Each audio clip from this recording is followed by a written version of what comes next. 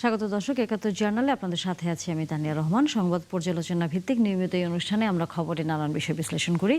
পত্রপত্রিকা, television, digital media ও news পোর্টালে যেসব খবর শিরোনাম হয়ে থাকে তা আমরা জানিয়ে দিই। সেই খবরের সাথে যুক্ত মানুষদের আমরা সংযুক্ত করি আমাদের আলোচনা টেবিলে। আমাদের স্টুডিও এবং অনলাইনে সংযুক্ত থাকা অতিথিরা সেসব খবরের গভীরে ঢোকেন। আজ আমাদের সাথে আছেন স্টুডিওতে বৈশাখী টেলিভিশনের head of news Ziaul Kabir Suman. অনেক ধন্যবাদ সুমন ভাই, যুক্ত হয়েছেন এবং সময় দিয়েছেন আমাদের। প্রধান খবর বলা যায় এই মুহূর্তে যে জ্বালানি তেলের দাম বাড়ানো হয়েছে। সেই খবরটি সকল গণমাধ্যমই আসলে এই মুহূর্তে তাদের শিরোনামে রেখেছে। আমাদের সাথে অতিথি হিসেবে এর মধ্যে যুক্ত আছেন রাশেদ খান, বিএনপির নেতা, এবং একই সাথে জয়নাল আবেদিন শিশির, যুগ্ম সদস্য সচিব, জাতীয় নাগরিক পার্টি এনসিপির। আপনাদের দুজনকে স্বাগত জানাই এবং ধন্যবাদ আমাদেরকে সময় দিয়েছেন ৭১ জার্নালে। সুমন ভাই, আপনাকে দিয়ে যদি একটু শুরু করি, সেটি হচ্ছে আবারও জ্বালানি তেলের দাম বাড়লো, দেখছেন কিভাবে বিষয়টা? আসলে ২৮ ফেব্রুয়ারি ইরান যুদ্ধ শুরু হয়েছে। তো ইরানের যে হরমুজ প্রণালী, সেই প্রণালী দিয়েই তো ২০% সারা ওয়ার্ল্ডে যে জ্বালানি প্রবাহ সেটা স্বাভাবিক থাকে। কিন্তু সেই জায়গায় আপনি দেখছেন যে এই যুদ্ধ প্রথম দিকে যেভাবে শুরু হয়েছিল যে খুব দ্রুত শেষ হয়ে যাবে বা এর একটা আন্ডারস্ট্যান্ডিংয়ের মধ্যে তারা চলে আসবেন, সেরকম ভাবা হলেও আদতে কিন্তু সেটা হয়নি। শুরুতে আমরা এটা গেস করছিলাম যে এটা এত সহজে ইরান হার মানবে না। তো যার ফলে যুদ্ধটা প্রলং হলো। অলরেডি ৩ মাস পেরিয়ে গেছে। তো সরকার চেষ্টা করেছে বেশ কিছুদিন জ্বালানি তেলের দাম না বাড়িয়ে কিভাবে চালানো যায়। তো তাতে দেখা যাচ্ছে প্রতিদিন সরকারকে প্রায় ১৮৩ কোটি টাকা ভর্তুকি দিতে হতো। তো এপ্রিলের ১৯ তারিখ তখন একবার এই জ্বালানি তেলের দাম বাড়ানো হয়েছে। আর এই মের শেষ মাসে এই আপনার কেরোসিনে ৫ টাকা, কেরোসিন, অকটেন এবং পেট্রোলে ৫ টাকা করে বিদ্যমান যে দাম তার সাথে ৫ টাকা করে বাড়িয়েছে।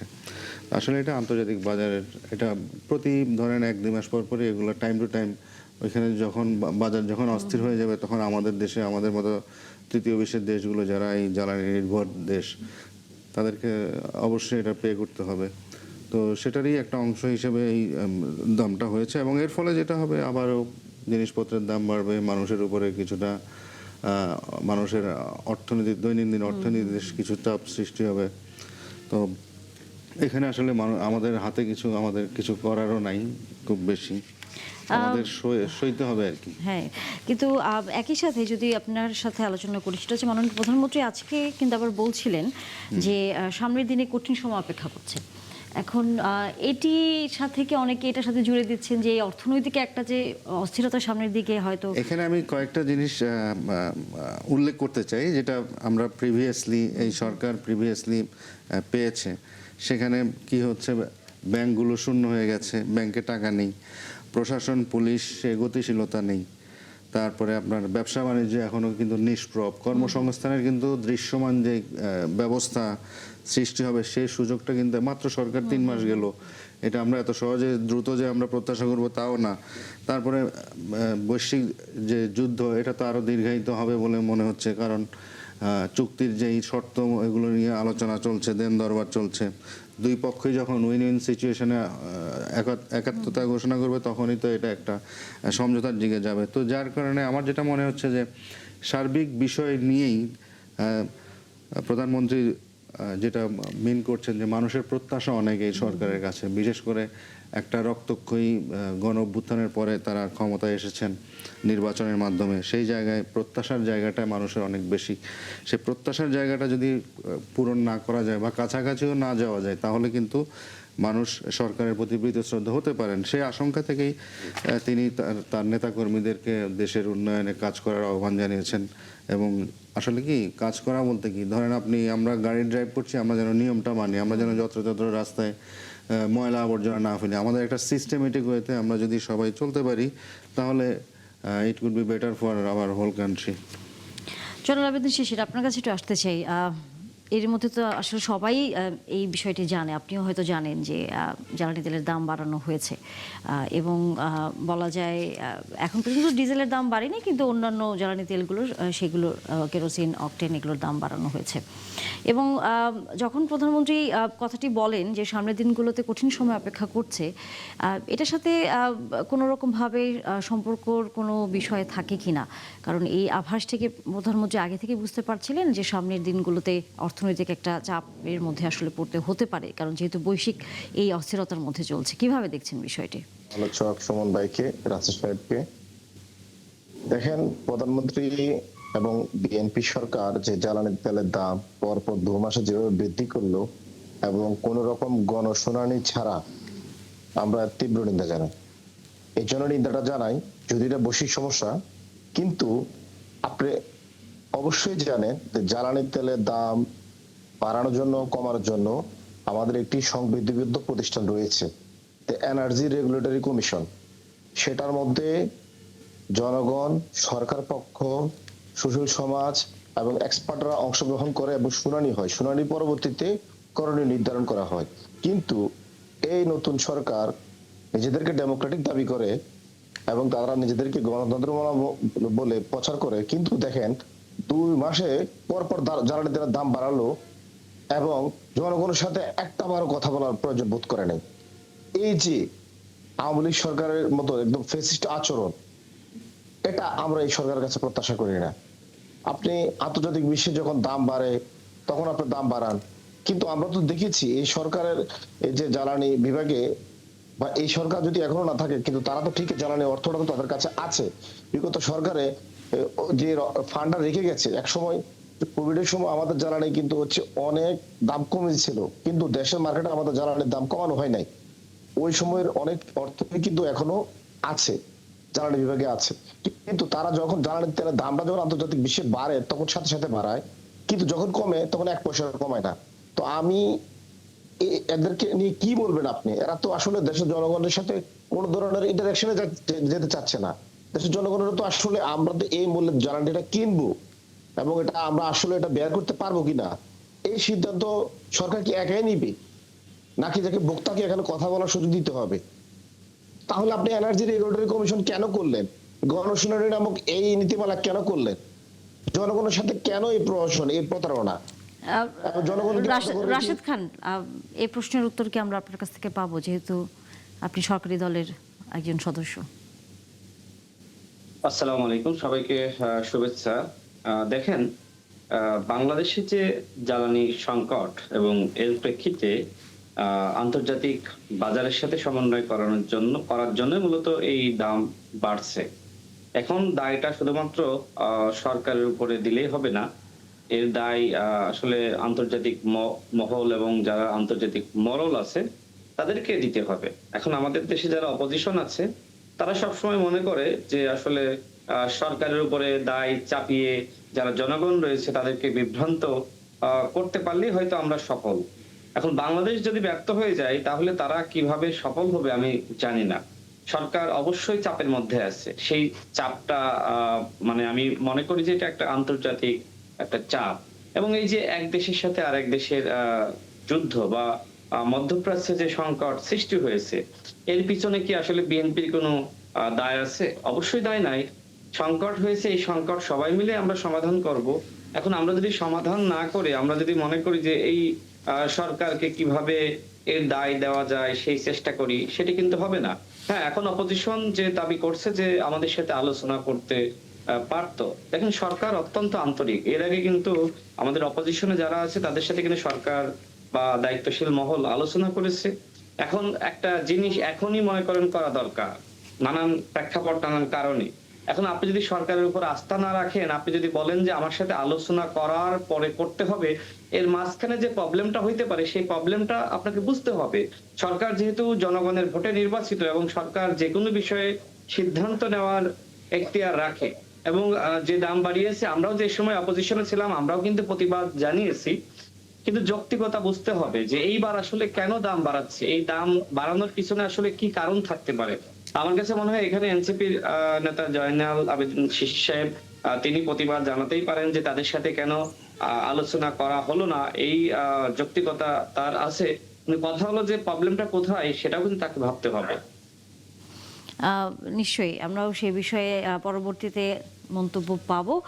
আম, শুন ভাই, আপনার কাছে কি মনে হয় যে সরকার যে কথাটি আসলে আমাদের আরেকজন অতিথি বললেন, যে জনগণের সাথে আলোচনা করে অথবা গণশুনানির মাধ্যমে বিষয়টি আসলে জানানো যেত, সেই জায়গাটা করলে কি আসলে এই বিতর্ক থেকে কিছুটা হলেও সরে থাকা সম্ভব ছিল, বা স্বচ্ছতার যে জায়গাটা বারবারই বলা হয়? না, এখন আসলে সরকারের তো কিছু নিজস্ব নীতি বা পলিসি, যেগুলো যেটাই বলি তারা থাকেন, তো তারা হয়তো চিন্তা করছেন যে এটা যদি আলোচনা করতে যাই বা তাহলে সেক্ষেত্রে আন্তর্জাতিক বাজারের সাথে সমন্বয় নাও হতে পারে, কারণ সেখানে এনসিপি বা জামাত তারা বার্গেনিং করে আরো কাটছাট করে সরকারের যেই লক্ষ্য উদ্দেশ্য যে এখান থেকে এত কোটি টাকা সাশ্রয় করে বা ভর্তুকি যাতে না দিতে হয়, সেই হয়তো লক্ষ্য অ্যাচিভমেন্ট হতো না, সেই জন্য হয়তো আলোচনা করেননি বলে আমার প্রাথমিকভাবে মনে হচ্ছে আর কি। আর যুক্তরাজ্যে কিন্তু এখনো সবচেয়ে কিন্তু তেলের দাম বেশি, এখানে 241 টাকা বাংলাদেশি টাকায়, 241 টাকা লিটার। আর আমেরিকা এবং অন্যান্য দেশে মধ্যপ্রাচ্য বাদ দিয়ে বাকিগুলো কিন্তু আমাদের কাছাকাছি, এই 5 টাকা 2 টাকা 3 টাকা এর মধ্যেই আমি দেখলাম, এর মধ্যেই কিন্তু সবগুলোর দাম। তো বাইরের দেশের কিন্তু আমরা, আপনি প্রথমে একটা কথা বলছিলেন যে দাম তো না হয় বাড়ানো হলো, হয়তো মানুষ এটা মেনেও নেবে, কিন্তু এটার যে একটা প্রভাব যে অন্যান্য জায়গায় পড়ে, সেটি আসলে নিয়ন্ত্রণটা করাটার জন্য আসলে কোনো কিছু কি এখন থেকে ভাবা দরকার কিনা, কি মনে করেন? মনিটরিং ছাড়া আমি আর কিছু দেখছি না, কারণ কারণ আপনি জ্বালানির ফলে আপনি বাস ভাড়া বাড়িয়ে দিবেন, তারপরে পরিবহন সেক্টরে তো পুরাই, তারপরে এটার উপরে সবজি শাকসবজি পরিবহন এগুলোর উপরে, তারপর সবকিছুই একটা প্রভাব তো বাজারে পড়বে, সরাসরি পড়বে, এবং এটা জনগণকে এই টাকা দিয়ে কিনতে হবে, বাড়তি টাকা দিয়ে। তো সেই জায়গাতে আমার মনে হয় বাজার মনিটরিং, পরিবহন মনিটরিং এগুলো করে যতটুকু করা যায় আর কি, মানুষের দুর্ভোগ যতটুকু কমানো যায়, এর বেশি এই মুহূর্তে আর কিছু বলার নেই। আমরা আসলে সেই প্রত্যাশায় রাখতে চাই। রাশেদ খান, আপনার কাছে একটু আসতে চাই, আলোচনাটা একটু অন্যরকম। সেটি হচ্ছে, আজকে আপনি আপনার ভেরিফাইড ফেসবুক পেজে একটি পোস্ট দিয়েছেন এবং সেখানে এনসিপির শীর্ষস্থানীয় নেতাদের নিয়ে বেশ মন্তব্য করেছেন। একটু বলবেন যে এই মন্তব্যগুলো আপনি করেছেন বা যে তথ্যগুলো আসলে আপনি দিয়েছেন, সেই ক্ষেত্রে আসলে সেটির সত্যতা কতটুকু, সেটা নিয়ে অনেকেই বারবার প্রশ্ন তুলছেন। এটি রাজনৈতিক উদ্দেশ্যে করা, এরকমও অনেকে বলছেন। আমি তো বিস্তর একটি লেখা প্রকাশ করেছি। আপনি আসলে কোন বিষয়ে জানতে চাচ্ছেন, যদি স্পেসিফিক করতেন। আমি শীর্ষস্থানীয় নেতা বলতে আসলে আসিফের এখানে কথা আছে, নাহিদ ইসলামের কথা আপনি বলেছেন, আপনি নাসিরউদ্দিন পাটোয়ারির কথা বলেছেন। আসিফের কথাও যদি আমরা আসলে বলি, সেটি হচ্ছে আসিফ মাহমুদ সজীব ভুঁইয়াকে জামায়াতের আমির তিনি আসন ছাড়েননি কারণ তার দুর্নীতির কারণে। আচ্ছা, আমি এই বিষয়ে বলি। এখানে শিশির আছে এবং এনসিপির শীর্ষ নেতৃবৃন্দ অনেকে একসময় আমাদের সাথে রাজনীতি করতো, যে কারণে সবার সাথে মোটামুটি সখ্যতা থাকা খুব স্বাভাবিক। তো আসিফ মাহমুদকে নিয়ে যে ধরনের বিতর্ক, সেই বিতর্ক তো আসলে সবাই জানে। বিশেষ করে তার এপিএস এর যে দুর্নীতি, আমরা কয়েকদিন আগেও একটি গণমাধ্যমে দেখলাম যে তার গাড়ি চালক ভাই কিভাবে কোটিপতি হয়েছে, মানে এপিএস মজ্জেমের ভাই। এবং আসিফ মাহমুদের কিছু তথ্য বিভিন্ন সময় আমার কাছে এসেছিল, এবং আমি এই বিষয়গুলো নিয়ে একজন সিনিয়র উপদেষ্টার সাথে আলোচনা করেছিলাম, এবং কিছু বিষয়ে কথা হয়, তখন তিনি আসলে অবাক হয়েছিলেন। দেখেন, এই যে জামাতের আমির আসিফ মাহমুদকে আসন ছাড়লো না, এটি কি আসলে মিথ্যা? শোনেন, আসিফ মাহমুদ এবং মাহফুজ আলম যেদিন তারা পদত্যাগ করবেন, তার ঠিক আগের দিন রাতে, পদত্যাগ করার আগে, বিএনপির মহাসচিব মির্জা ফখরুল ইসলাম আলমগীর সাহেব এবং বিএনপির স্থায়ী কমিটির সদস্য জনাব সালাউদ্দিন আহমেদ তাদের বাসায় গিয়েছিলেন, এবং তারা দুজন বলেছিলেন যে আমরা ধানের শীষে ইলেকশন করতে চাই। তো সেক্ষেত্রে বিএনপির পক্ষ থেকে বক্তব্য ছিল এরকম যে আমরা এটি নিয়ে ভাবছি। তবে মাহফুজ আলমের বিষয়ে যেটি বলা হয়েছিল যে উচ্চ পক্ষ হবে সামনে, সেক্ষেত্রে সেটি নিয়ে ভাবা যায়। অর্থাৎ মাহফুজ আলমকে উচ্চ পক্ষে নেওয়ার একটি আলোচনা হয়, এবং আসিফ মাহমুদের ব্যাপারে আসলে বিএনপি কোনো ধরনের সিদ্ধান্ত জানায় না। এবং আমি ব্যক্তিগতভাবে বিএনপির শীর্ষ নেতৃবৃন্দের সাথে যখনই আলোচনা করেছি, তো আমার কাছে মনে হয়েছে যে আসিফ মাহমুদের যে দুর্নীতির অভিযোগগুলো সেটি বিএনপির কাছে এক ধরনের ভার, এবং এই ভার আসলে বিএনপি নিতে চায় না। এবং আমি পরবর্তীতে আরো যে তথ্য অনুসন্ধান করে পেয়েছি সেটি হলো জামাতের আমির তিনিও আসলে আসিফ মাহমুদের যে দুর্নীতির অভিযোগ সেটি আসলে নিতে চাননি, এবং এটি নিয়ে নাহিদ ইসলামেরও আক্ষেপ আছে। নাহিদ ইসলাম বিভিন্ন জায়গায় আক্ষেপ করে বলেছে যে মানে আমরা এত চেষ্টা করলাম আসিফের আসনটা নেওয়ার জন্য, কিন্তু আসলে জামাতের আমির রাজি হলেন না। আমি পরবর্তীতে যে তথ্য পাই সেটি হলো যে এই বিষয়ে আসলে ডক্টর মোহাম্মদ ইউনূস নিজেই জামাতের আমিরকে ফোন দিয়ে আসিফ মাহমুদকে ঢাকা 10 আসন ছাড়ার আহ্বান বা অনুরোধ করেছিলেন, কিন্তু তিনি বলেছিলেন দেখেন আমরা যে জোট করেছি এই জোটটা মূলত দুর্নীতি বিরোধী জোট। তো সেক্ষেত্রে যার বিরুদ্ধে এত দুর্নীতির অভিযোগ, এবং জামাতের কাছে অবশ্যই আসিফের ব্যাপারে অনেক তথ্যপত্র রয়েছে, তা আমরা আসলে আসিফ মাহমুদকে কোনোভাবেই আমরা আসন ছাড়তে পারবো না। আসন ছাড়লে আসলে আমরা ক্ষতিগ্রস্ত হবো রাজনৈতিক ভাবে। তো আমি আজকে এই পোস্ট করার পরে আসলে আসিফ মাহমুদ আমার সাথে যোগাযোগ করেছেন, এবং এর আগেও একই ধরনের কথা বলার পরে তিনি আমার সাথে যোগাযোগ করেছিলেন। তিনি আসলে ভিন্ন একটি প্রেক্ষাপট সেই সম্পর্কে আমাকে জানিয়েছিলেন যে এই কারণে আসলে জামাতের আমির আসিফ মাহমুদকে আসন ছাড়েনি। মানে বিষয়টা খুবই সেনসিটিভ এবং রাষ্ট্রীয় অত্যন্ত গোপনীয় বিষয়, যে কারণে আমি আসলে টেলিভিশনে এটা বলতে রাজি না, কারণ এটা খুবই একটা রাষ্ট্রীয় সেনসিটিভ এবং গোপনীয় বিষয়, এবং একজন গুরুত্বপূর্ণ ব্যক্তির কথা তিনি আমাকে বলেছেন। অর্থাৎ জামাতের আমির যে আসিফ মাহমুদকে আসন ছাড়েনি এটা সত্য। আসিফ মাহমুদ অন্তত আমার কাছে এই বিষয়টা স্বীকার গেছে, বাট এনসিপির আরো অনেক নেতৃবৃন্দ ঘনিষ্ঠ আমাদের অনেকে আছে, তাদের কাছ থেকে আমি অনেক তথ্য বিভিন্ন সময় পেয়েছি।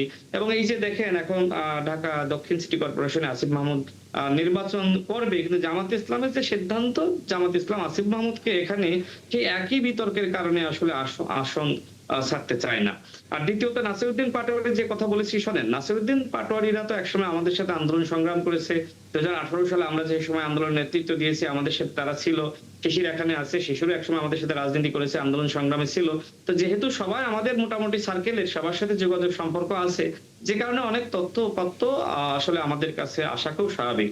নাসিরউদ্দিন পাটোয়ারি জাতীয় নাগরিক কমিটির তিনি আহ্বায়ক ছিলেন, এবং সেই সময় মোহাম্মদ এজাজ যিনি পরবর্তীতে ঢাকা উত্তর সিটি কর্পোরেশনের তিনি প্রশাসক হলেন, তিনি মূলত নাসিরউদ্দিন পাটোয়ারির সাথে আসলে রাজনীতি বা একটি সংগঠন করতেন। পরবর্তীতে তাকে আসলে প্রশাসক হিসেবে নিয়োগ দেওয়া হয়, এবং তিনি যে দুর্নীতি বা বিভিন্ন কেলেঙ্কারির সাথে জড়িয়েছেন, মূলত এনসিপি কে বিভিন্ন আর্থিক সহযোগিতা বা ওই যে গাবতলীর হাট বা বিভিন্ন জায়গায় বিভিন্ন সুযোগ সুবিধা দেওয়াকে কেন্দ্র করে, এবং নাসিরউদ্দিন পাটোয়ারি মোহাম্মদ এজাজকে সেখানে বসিয়েছিলেন। আমি এই বিষয়গুলো কিভাবে জানি, জানার কারণটা হলো যে এই যে উত্তর সিটি কর্পোরেশনের প্রশাসক নিয়োগ দিল, সেই বিষয়গুলো নিয়ে আসলে বিভিন্নভাবে আমাদের সাথে আলোচনা হয়েছে, এবং বিভিন্ন সময় আমাকে নুরুল হক নূরকে নাহিদ ইসলাম ডেকেছেন রাজনৈতিক বিভিন্ন আলোচনা করার জন্য তার মন্ত্রীপাড়ার বাসায়। সেখানে তাদের সার্কেলে যারা ছিল, নাসিরউদ্দিন পাটোয়ারি, মাহফুজ আলম, আসিফ মাহমুদ, মোটামুটি সবাই থাকতো, সেখানে রাজনৈতিক আলোচনা করতো। এবং আমি প্রত্যেকটা আলোচনায় দেখেছি নাসিরউদ্দিন পাটোয়ারি বারবার টাকার কথা বলতো। সে বলতো যে ভাই টাকা ছাড়া কেমনে রাজনীতি করবেন, আওয়ামী লীগের ওই সম্পদ, ওই বিল্ডিং, এই সম্পদগুলো আমাদেরকে দখল করতে হবে, টাকা ছাড়া ভাই রাজনীতি করা যাবে না। তো আমি সেই বিষয়টা আসলে স্পষ্ট করেছি। এবং আর হান্নান মাসুদের বিষয়গুলো তো আপনাদের সবার কাছে ওপেন সিক্রেট। আমি আর একটা সিক্রেট আপনাদেরকে বলি, নিশ্চয়ই আপনারা জানেন যে 3 জন আত্মগোপনে থেকে কিন্তু গণ অভ্যুত্থানের নেতৃত্ব দিচ্ছিল। যিনি আসলে ভিডিও করছিলেন সেখানে ছাত্র দলের একজন নেতা জিসান ছিলেন। তো যাই হোক, জিসানের সাথে হান্নান মাসুদের খুব ভালো সম্পর্ক ছিল, জিসান আবার হাতিয়ার। তো এই কারণে আসলে আমি অনেক তথ্যপত্র পেয়েছি। নোয়াখালীর একজন এমপি ছিলেন যাকে আসলে বিমান বন্দর পর্যন্ত পৌঁছে দিতে হবে, এ কারণে সেই এমপির এপিএস বা পিএস হান্নান মাসুদের সাথে একটা রেস্টুরেন্টে বসেছিল। সেখানে আসলে আপনার এই হান্নান মাসুদ তিনি আসলে 4 কোটি টাকা দাবি করেছিলেন, কিন্তু তারা আসলে 1 কোটি টাকা দিতে রাজি হয়েছিল। পরবর্তীতে হান্নান মাসুদ সেই ছাত্র দল নেতা জিসানকে, মানে যে ক্যামেরা ধরতো বা ভিডিও করে দিত, তাকে বলছিল যে ভাই আপনি 4 কোটিতে ডিল করেন। তো এছাড়া ওই যে থানা থেকে চাঁদাবাজদেরকে সারিয়ে আনা, বন্দরের উপদেষ্টা হওয়া, বন্দর নিয়ে কেলেঙ্কারি, অর্থাৎ আমরা কি না জানি, ওপেন সিক্রেট। এনসিপির আমি মনে করি যে এনসিপির শীর্ষ 1 ডজন নেতা বিভিন্নভাবে দুর্নীতির সাথে জড়িয়েছে। এবং হাসনাত সার্জিসের যে আসলে ডিসি নিয়োগের কেলেঙ্কারি, এই তথ্য আমি আসলে কিভাবে পেলাম, যমুনা টেলিভিশনের একটা ফুটেজ আমাকে সার্জিস আলমের একজন খুব ঘনিষ্ঠ বন্ধু আমাকে দেয়, যে দেখেন এই যে দরবেশ সেই তানভীরের সাথে আপনার মানে সার্জিস বের হচ্ছে। তো এটা তো আসলে আমিও জানতাম না। আমি কিভাবে পেলাম? আমাকে তথ্য দেওয়া হয় এবং নিশ্চয়ই সেই সময় যুগান্তর টেলিভিশনে যে ফুটেজ প্রকাশিত হয়েছিল যে ডিসি নিয়োগ কাকে কাকে দেওয়া হবে, সেখানে আসলে ওই দরবেশ বাবা তানভীরকে দেখা যাচ্ছিল এবং পরবর্তীতে আমিও অনুসন্ধান করে পেয়েছি যে আসলে এই দরবেশ বাবা তানভীরকে সেখানে পাঠিয়েছিল হাসনাত এবং সার্জিস। এই বিষয়গুলো এনসিপির অনেকেই জানে। এবং আরেকটি বিষয় আপনাকে যুক্ত করি, দেখেন গণঅভ্যুত্থানের সময় হাসনাত এবং সার্জিস তারা শেখ হাসিনাকে টিকিয়ে রাখার জন্য ব্যাপকভাবে চেষ্টা করছিল এবং এই সংক্রান্ত হাসনাতের একটি বক্তব্য বা অডিও আমি কিন্তু প্রকাশ করেছি, সেটা আমার কাছে এসেছিল। তো ওই সময় হাসনাত বারবার চেষ্টা করছিল কোনোভাবেই যাতে আসলে মানে কনফ্রন্টেশনটা না বাঁধে, হলের দিকে না যাওয়া, মিছিল মধুর ক্যান্টিনের দিকে না যাওয়া। এমনও ঘটনা ঘটেছিল যে 3 আগস্ট যে আসলে এক দফার ঘোষণা দেওয়া হবে, এটা হাসনাত সার্জিস অনেকটা জানতো না। মানে তারা ওই যে 19 জুলাই যেহেতু আওয়ামী লীগের প্রতিনিধির সাথে বা সরকারের প্রতিনিধির সাথে ওই সময়কার আওয়ামী লীগ ফ্যাসিস্টদের সাথে সাক্ষাৎ করলো বা সংলাপ করলো, যে কারণে তাদেরকে আসলে পলিসি সিদ্ধান্তের বাইরে রাখা হয় এবং এই বিষয়গুলো এনসিপি সবাই জানে। এখন যেহেতু রাজনীতি করছে তারা এই বিষয়গুলো স্বীকার যাবে না। বাট আমার কাছে যতটুকু তথ্য রয়েছে, হাসনাত এবং সার্জিস আসলে জাতির সাথে বেইমানি করেছে এবং একজন ছাত্র উপদেষ্টা শপথ নেওয়ার আগে 7 আগস্ট রাত 2টার সময় আমাকে বলেছিল যে ভাই, হাসনাত এবং সার্জিস জাতির সাথে বেইমানি করেছে। এবং গণঅভ্যুত্থানে আমি একটি বই লিখেছি। আমি বই লিখতে গিয়ে আসলে অনেক তথ্য অনুসন্ধান করেছি, অনেকের সাথে কথা বলেছি। তো কথা বলতে গিয়ে আমি যেটি জানলাম, যে সময় নাহিদ ইসলাম, আসিফ মাহমুদ, আবু বাকের মজুমদার এবং নুসরাত তাবাসসুম তাদেরকে মারধর করা হচ্ছিল, বন্দী করে রাখা হচ্ছিল, ওই একই সময়ে পুকুর পাড়ে, ডিবির পুকুর পাড়ে সেখানে হাসনাত এবং সার্জিস ঘুরছিল ফিরছিল, বাতাস খাচ্ছিল, পাখি দেখছিল আর জুস খাচ্ছিল। এই ঘটনাগুলো সত্য। এই জন্য আমি কয়েকদিন আগে একটি বক্তব্য দিয়েছিলাম যে আসিফ মাহমুদ যে বই লিখেছে এই বইটা আসলে একপাক্ষিক বই। এবং পরবর্তীতে আসিফ মাহমুদের সাথে আমার কথা হয়েছে, তিনি বলছেন যে ভাই যতটুকু পেরেছি লিখেছি। তো এখন মানে গণঅভ্যুত্থানে তো আসলে দুইটা চরিত্র আছে। প্রথমত নাহিদ এবং আসিফের খুব সাহসী ভূমিকা ছিল।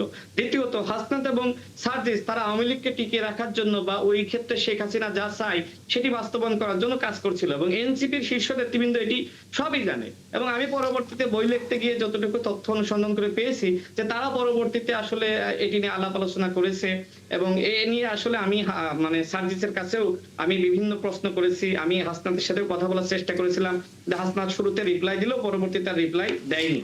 আপনি যেহেতু তথ্যের কথা বলছিলেন রাশেদ খান, একটি তথ্য আপনার কাছ থেকেও তাহলে আরেকটু জেনে নিতে চাই। নিশ্চয়ই আপনিও জানেন যে গতকাল আমরা দেখেছি যে কুমিল্লা জেলা প্রশাসক তিনি একটা বক্তব্য দিয়েছেন যে রাজস্ব তহবিল থেকে আসিফ 15 এবং হাসনাত 10 কোটি টাকা নিয়েছেন। সেই বিষয়ে কি আপনার কাছে কোনো সুনির্দিষ্ট তথ্য আছে?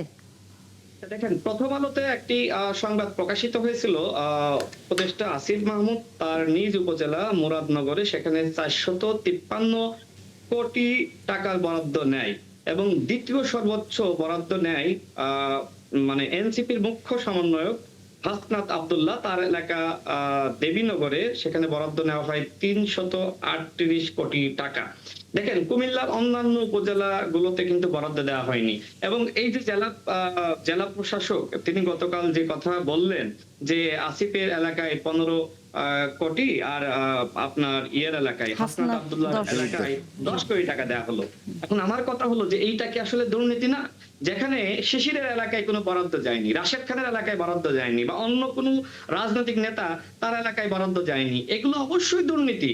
এবং আসিফ মাহমুদরা এবং হাসনাত আব্দুল্লাহ বা অন্যান্য নেতারা কতটুকু দুর্নীতি করেছে বা করে নাই আমরা ওই সময়কার গণমাধ্যমে দেখেছি। আজকে আর একটা তথ্য আপনাকে বলি, নিশ্চয়ই আপনি দেখেছেন যে জামাতের এমপি আব্দুল্লাহ মোহাম্মদ তাহের তিনি কিন্তু আজকে স্পষ্টভাবে স্বীকার করেছেন যে অন্তর্বর্তীকালীন সরকার থাকাকালীন সময়ে আমার এলাকায় অবকাঠামো উন্নয়নের জন্য 120 কোটি টাকা বরাদ্দ আনা হয়েছে। তো আমি আমার এলাকায় বরাদ্দ নিতে পারলাম না। জামাতের যারা এমপি হয়েছেন বা প্রার্থী ছিলেন বা যারা এনসিপি নেতারা ছিলেন, নাহিদ ইসলাম বলেন, হান্নান মাসুদ বলেন, সার্জিস আলম বলেন, হাসনাত আব্দুল্লাহ বলেন, তারা তাদের এলাকায় এই যে শত শত কোটি টাকার বরাদ্দ নিয়েছে, এটা কি দুর্নীতি না? সেক্ষেত্রে আমি অবশ্যই বলবো যে বৈষম্য বিরোধী ছাত্র আন্দোলন করে আপনি আবার এই যে বৈষম্য করলেন, এটা তো অবশ্যই দুর্নীতি। দেখেন, ওই সময় নিশ্চয়ই দেখেছেন যে আসিফ মাহমুদ ঢাকা 10 আসনে নির্বাচন করবে, এই জন্য তিনি সেখানকার মসজিদ, মাদ্রাসা, মন্দির সেখানে কি পরিমাণ আসলে বরাদ্দ নিয়েছিলেন। আমরা আপনার বেশ কিছু বক্তব্য, রাশেদ খান যেহেতু আমাদের সাথে আরেকজন অতিথি আছেন জয়নাল আবেদিন শিশির, তার কাছ থেকে আসলে মন্তব্য নিতে চাই। আপনি যে অভিযোগগুলো করেছেন কম বেশি আমরা তো আসলে আপনার কাছ থেকে শুনছিলাম। জয়নাল আবেদিন শিশির। দেখেন রাশেদ ভাই অনেক অভিযোগ করেছে, কিন্তু অভিযোগ বেশিরভাগ উনি নিজে বলেছে এগুলো উনি শুনেছেন, মানে উনি কিন্তু ঘটনার সাক্ষী না, উনি শোনা কথা এগুলো উনি নিজে বলেছেন। আর দ্বিতীয়ত হচ্ছে দৈনিক আকাশবাণী, দৈনিক মানে বাতাসি সংবাদ, এ ধরনের তো অনেক কিছুই করা যায়। ফেসবুকে একটা স্ট্যাটাস দিয়ে ওই স্ট্যাটাসের উপর ভিত্তি করে মিছিল বিক্ষোভ করা, এরপর হচ্ছে দুর্নীতি করা। আসিফ মাহমুদ কুমিল্লায় যে বরাদ্দ দিয়েছেন, এই বরাদ্দ টাকা এখনো পৌঁছায় নাই, তাহলে দুর্নীতিটা করলো কিভাবে? এ টাকা তো বিএনপি এখন ভোগ করবে। তারপরে বললেন যে রাশেদ ভাই গাবতলী হাট, আচ্ছা আপনি দেখান তো এই বিপ্লব পরবর্তীতে বাংলাদেশের কোন একটি হাট এনসিপি মানে নিয়েছে, দখল করেছে? গাবতলী হাট এনসিপির কেউ নিয়েছে? এই প্রমাণ যদি রাশেদ খান দিতে পারে, আমি রাশেদ খানকে একটা বিশেষ পুরস্কার দেব। আমার মনে হয় তিনি দিতে পারবেন না, তিনি একটু অনুমানের উপরে বলতেছেন। তারপরে বললেন যে গাজী সালাউদ্দিন তানভীর উনি অনেক টাকা দুর্নীতি করেছেন, অথচ উনি জানেন না রাশেদ ভাই যে গাজী সালাউদ্দিন তানভীরকে দুদক বলেছে গাজী সালাউদ্দিন তানভীর নির্দোষ, এবং এটা এই বিএনপি সরকারের অধীনে দুদক বলেছে, আপনাদের সরকারের দুদক। আমরা বলছি না ইন্টেরিয়ামের সরকারের দুদক বলেছে। তো আরো যাদের বিরুদ্ধে অভিযোগ করলেন, অভিযোগ করেন কেন? আপনারা এখন তো আইন আদালত তো সব আপনাদের হাতে, বিচার বিভাগ তো আপনাদের হাতে, আপনারা তো যা মন চায় তা করতে পারেন, ধরাকে সরা করতে পারেন। এই যে লক্ষ্মীপুরে আমাদের নেতা আনোয়ারকে আপনারা 2000 নেতা কর্মী গিয়ে তার বাসা বাড়িতে হামলা করলেন, তাকে সাইবার সিকিউরিটি মামলা দিলেন, তার ছোট সন্তানকে পর্যন্ত মারধর করলেন, তার বাপ্পাকে মারধর করলেন, তার 2 ভাইকে দিলেন। এ তো আপনার তারপরে কি করলেন? থানায় সুপর্দ করলেন, একদম আওয়ামী লীগের স্টাইলে। তো আপনাদের তো আইন আদালত তো সব আপনাদের হাতে। নিম্ন আদালত বলেছে তাকে কোর্টে মানে জেলখানায় তার প্রেরণ করেছে, নিম্ন আদালত তো আজকে আপনাদের পক্ষ নিয়েছে, থানা আপনাদের পক্ষ নিয়েছে। এই যে ফেসবুকে সোশ্যাল মিডিয়ায় এই বায়ু অভিযোগগুলো না করে আপনারা একটা বিচার বিভাগে তদন্ত করেন না। দেখি বাংলাদেশে ইন্টেরিয়াম গভর্নমেন্টের, আমি তো বলি ইন্টেরিয়াম গভর্নমেন্টের 90% কাজ, সুবিধা, পদায়ন এবং দুর্নীতি করেছে বিএনপি। লন্ডন মিটিং এর পর কার্যত বিএনপির মহাসচিবের ভূমিকা পালন করছে ডক্টর মোহাম্মদ ইউনূস। ডক্টর মোহাম্মদ ইউনূস বাংলাদেশে নির্বাচন না দিয়ে ইলেকশন ইঞ্জিনিয়ারিং মাধ্যমে ক্ষমতা হস্তান্তর করেছে, যার প্রমাণ স্থানীয় সরকার প্রতিমন্ত্রী শাহ আলম মুরাদ বলেছেন ডক্টর ইউনূস লন্ডন মিটিং এ তারেক রহমানের কাছে জুলাই আন্দোলনের শিরোপা তুলে দিতে বাধ্য হয়েছে। তো বাধ্য যে হয় ওই লন্ডন মিটিং এর পরে এই যে ডক্টর মোহাম্মদ ইউনূসকে নিয়োগ কে দিয়েছিল? আপনাদের না, আপনারা দিয়েছেন। ডক্টর মোহাম্মদ ইউনূসকে নিয়োগ দিয়েছে বাংলাদেশের জনগণ। যদি আমরা যদি নিয়োগ দিতাম, আমরা নাহিদ ইসলামকে তো প্রধানমন্ত্রী বানানোর কথা ছিল, কারণ আপনি পৃথিবীর যে কোনো বিপ্লব পরবর্তীতে, উদ্বোধন পরবর্তীতে যে নির্বাহী ক্ষমতাকে চ্যালেঞ্জ করে এবং যে সরকারের পতন দাবি করে, সে তো নিয়ম অনুযায়ী চিরাচরিত নিয়ম অনুযায়ী প্রধানমন্ত্রী হয়। আমরা যদি ক্ষমতা লোভী হইতাম তাহলে তো নাহিদ ইসলাম এখানে প্রধানমন্ত্রী হওয়ার কথা, আমরা তো হই নাই। আমরা তো সবাই মিলে একটা জাতীয় সরকার করতে চেয়েছি। আপনারা যে বারবার আমাদের কথা বলেন, আমি তো একদম ধরে দিতে পারবো বিপ্লব পরবর্তীতে বাংলাদেশে প্রত্যেকটা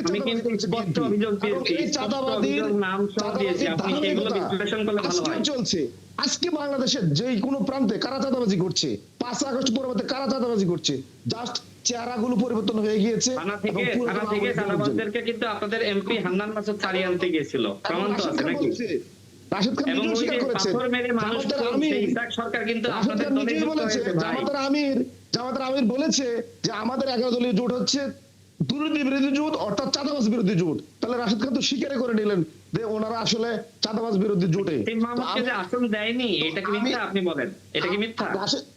আসিফ মাহমুদ রাজনীতি করতে আসছে, সে রাজনীতি কর্মী, সে আমাকে বলেন তার ব্যাপারে দল সিদ্ধান্ত নিতে। আমাকে বলেন যে আসিফ মাহমুদকে যে জামাতের আমির তাড়াতাড়ি আসতেন, হয়তো তার ব্যাপারে ঢাকায় বা তার এলাকায় কুমিল্লায় তাকে এক জায়গায় নির্বাচনের প্রস্তুতি নিত। দল যখন দেখলো যে তার যথাযথ প্রস্তুতির অভাব, আসিফ মাহমুদ নিজেও দেখলেন, তার পরবর্তীতে তিনি এবং 11 দলীয় জোট মিলে সিদ্ধান্ত নিয়েছেন তিনি এবার ইলেকশন করবেন না। কিন্তু তিনি তো দলে গুরুত্বপূর্ণ ভূমিকা পালন করেছেন। আসিফ মাহমুদকে আপনি যেভাবে লেভেল দিচ্ছেন, তাহলে আমারে বলেন আপনারা যারা মানে এই যে একজন ইলেকশন করলে আজকে সাদিক কায়েমের বিরুদ্ধে আসিফ ইলেকশন করছেন, এটাকে আপনি ফ্রেমিং করছেন। আমাকে বলেন সিলেটের মেয়র ইলেকশনে আরবির বিরুদ্ধে জামাতের হাসান মাহবুব জুবায়েরকে কেন মনোনয়ন দেওয়া হলো? আরিফ কি চাঁদাবাজ ছিল? আরিফ কি দুর্নীতি ছিল? হাসান মাহবুব জুবায়ের কেন বিএনপি সিলেটের মেয়র নির্বাচনে যাবে? বিএনপি বিরুদ্ধে গেল। আপনারা তো এই জিনিসটি স্পষ্ট করছেন না। রাজাকার যে সময় আওয়ামী লীগে যুক্ত হয়েছে, সেই রাজনীতি হয়ে গেছে মুক্তিযোদ্ধা, আর এখন চাঁদাবাজ এনসিপি তে গেলে ফেরেশতা হয়ে যায়। বলেন ভাই, ইসলাম আপনার সরকারকে সময়- কেন নিলেন?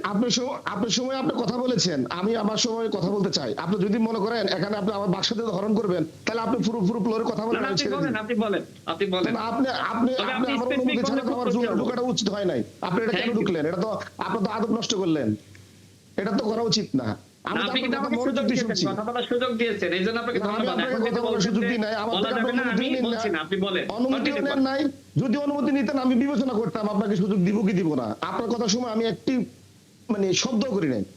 আপনারা যে বলছেন কিন্তু আজকে আমার কথার আপনি উত্তর দিয়েছেন এবং আন্তরিকতা দেখিয়েছেন। আমি যে সময় বলতে গিয়েছি, আপনি যদি আমার সময়ও বলতেছেন, আমি আপনাকে সুযোগ দেব। না না, আমি এটা এই দিবেন। ধরনের আমি এই ধরনের কোনো চর্চা করি না। একজনের কথার মধ্যে আরেকজন ঢুকি না, আমি কোনো সুতে ঢুকি না। আশা করি পরবর্তীতে সুত আপনি আপনার এই ধৈর্যটা বজায় রাখবেন। ধৈর্য মহৎ গুণ। আপনারা এখন ক্ষমতাসীন হয়েছেন, আপনাদের শরীরে এত পরিমাণ অধৈর্য যে মানুষের বাড়িতে এখন মব করে মানুষের বিরোধী নেতা কর্মীদেরকে ঠিক আনোয়ার আওয়ামী লীগ তো- স্টাইলে আনোয়ার তো আপনাদের কেউ না, আপনারাই তো আনোয়ারকে আপনারা অন করেন না। এখন আনোয়ার কি করে NCP নেতা হলো? আনোয়ার তো NCP কেউ না, আপনারাই তো বলেছেন।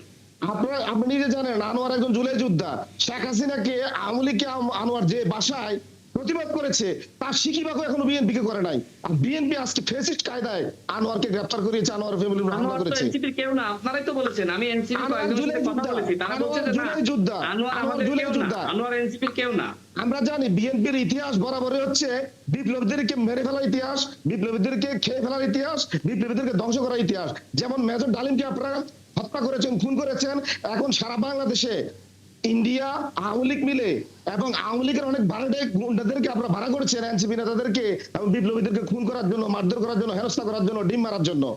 আমরা এগুলো বুঝি। বিএনপি বরাবরই কোনো বিপ্লব করতে পারে না, বিপ্লব ধারণও করতে পারে না। বিপ্লব পরবর্তী বিএনপি বিপ্লবের সুবিধাভোগী এবং বিপ্লবীদেরকে বিএনপি খুন করে। 7ই নভেম্বর কি জামাত বিপ্লবীদেরকে করেছিল? বিএনপি দেশ ত্যাগ করে। 7ই নভেম্বর কি জামাত এবং- করেছিল? জামাত এবং এই যে 7 নভেম্বর আপনারা করছে নারে তাকবীর আল্লাহু আকবার, এটা কি গণ অধিকার পরিষদ দিয়েছে না বিএনপি দিয়েছে?